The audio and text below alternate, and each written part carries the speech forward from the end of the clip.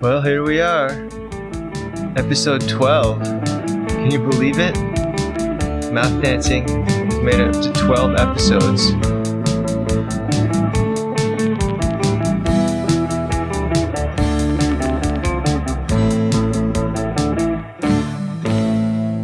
Thank you for coming along for this wonderful ride. Let's get to it.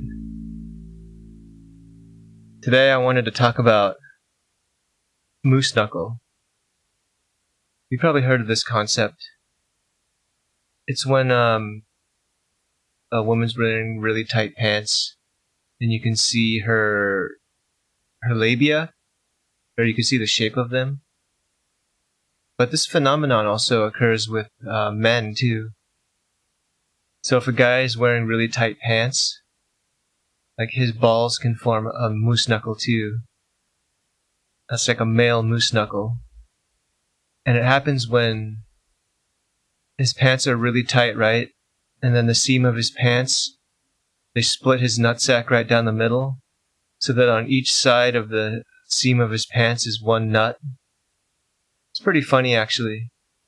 Sometimes, though, but both of the balls are on one side of the seam, so you don't get the moose knuckle effect. It's more like, I don't know what you'd call that. Some sort of a half moose knuckle?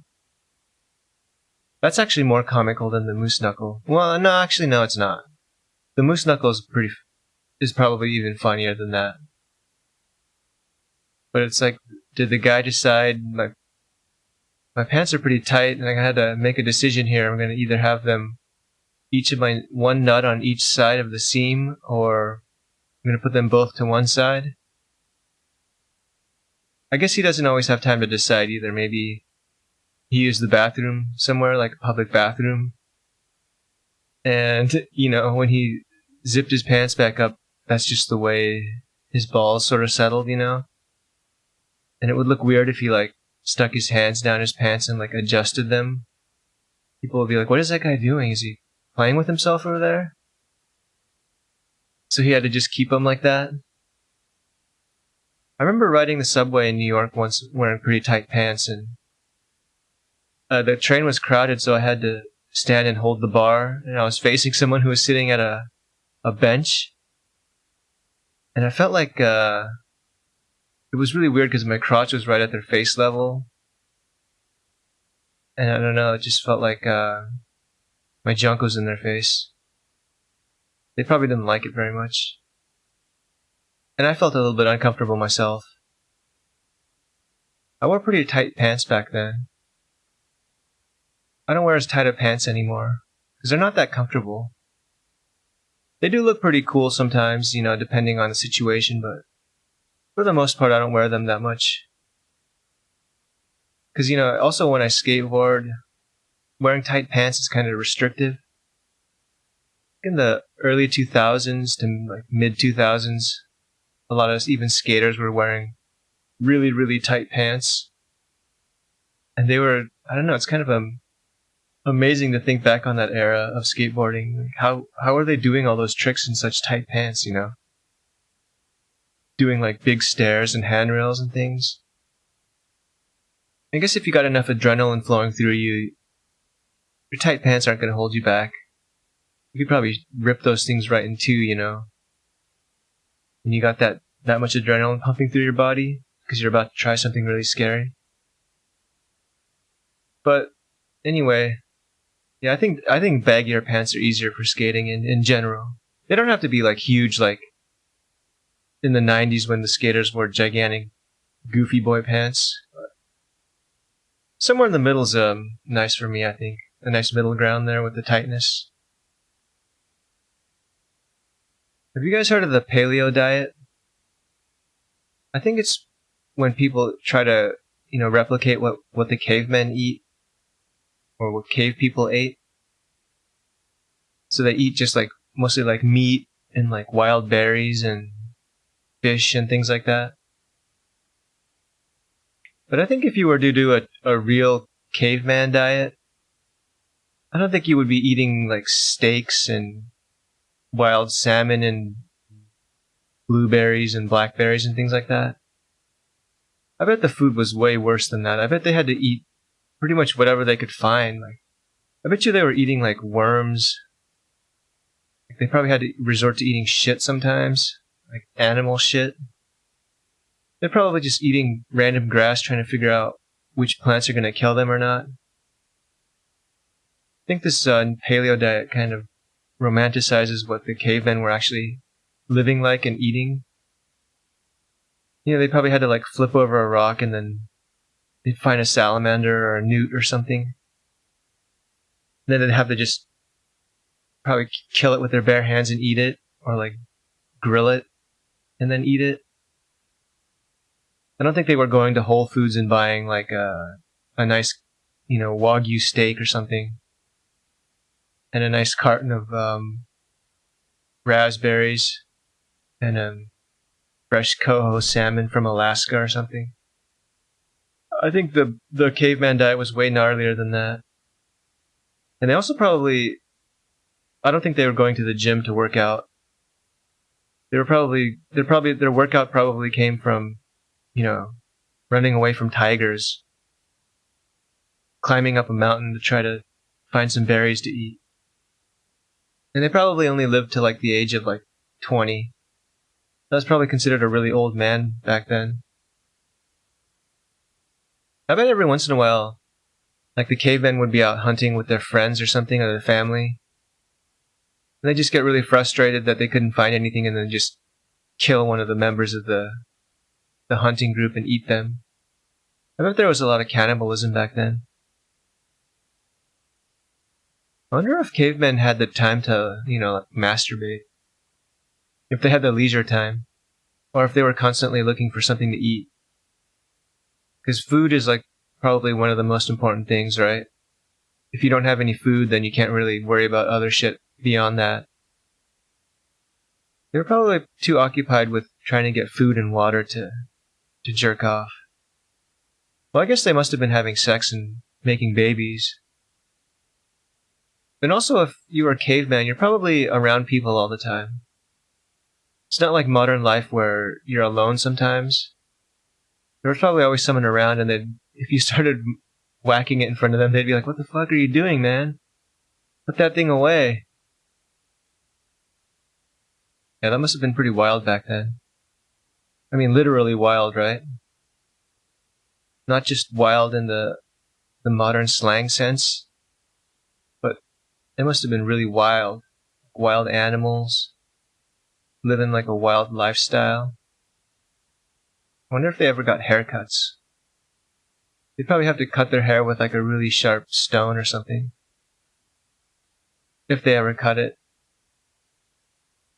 But yeah, the real paleo lifestyle, if you want to live that, you got to go out in the woods and pretty much just live off the land and avoid bears and cougars and things like that.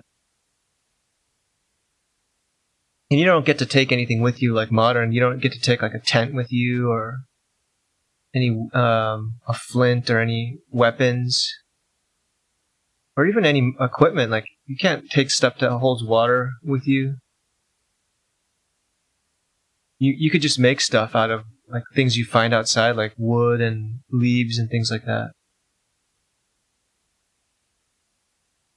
And how do you even prove the paleo diet was that good in the first place? Cavemen didn't live very long, so maybe if they had been eating different stuff, they would have lived longer, actually.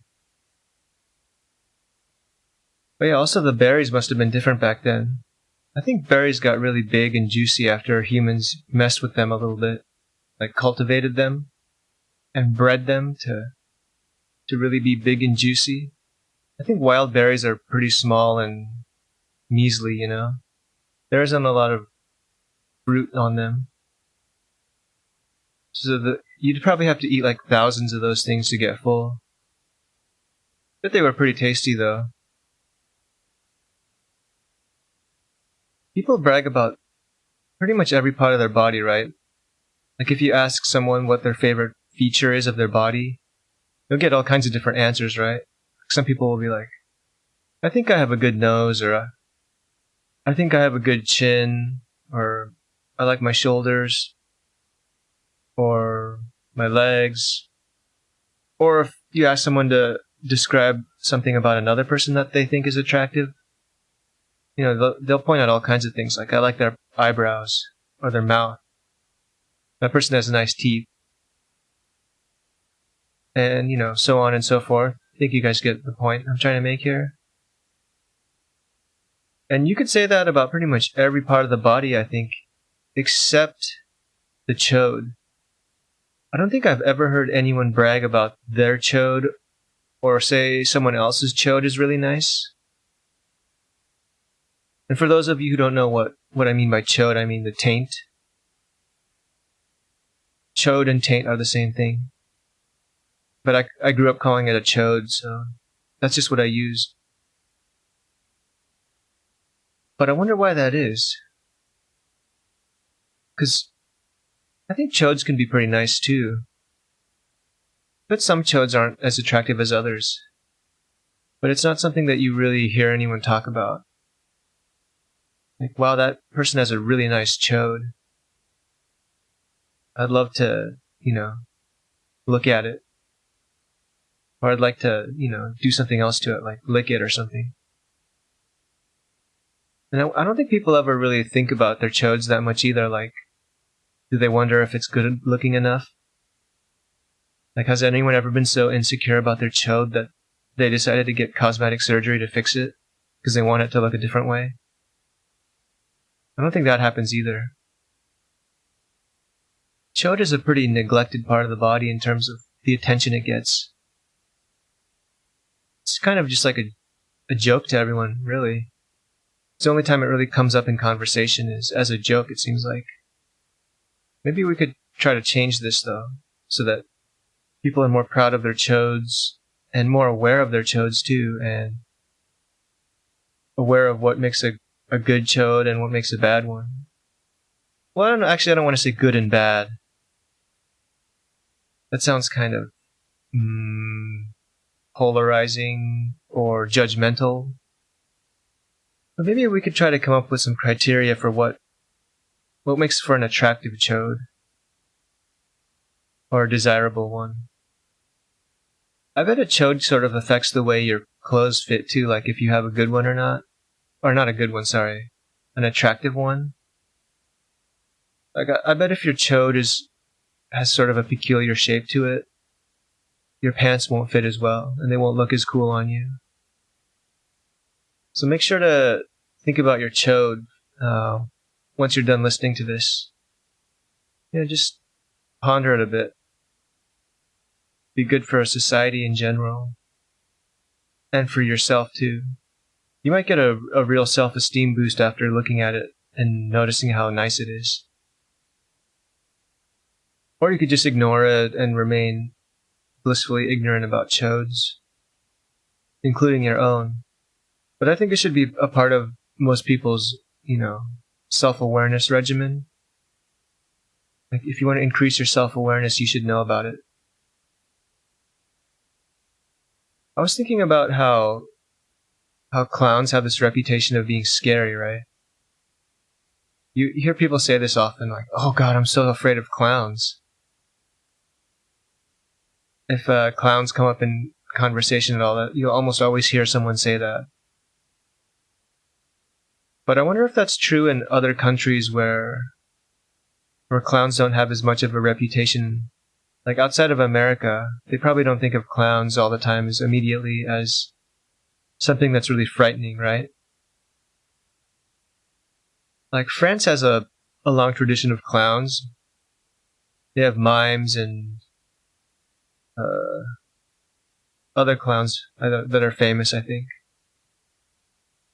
But I wonder if in France they have the same reputation as being associated with like horror films or killers. I think in America it started with John Wayne Gacy, because he used to dress up as a clown and entertain at kids' parties. And I gotta admit that picture of him dressed up as a clown is pretty scary. But I don't know if you could really say that all clowns are scary. I think it's kind of unfair because I think it could have as just as easily happened with anything.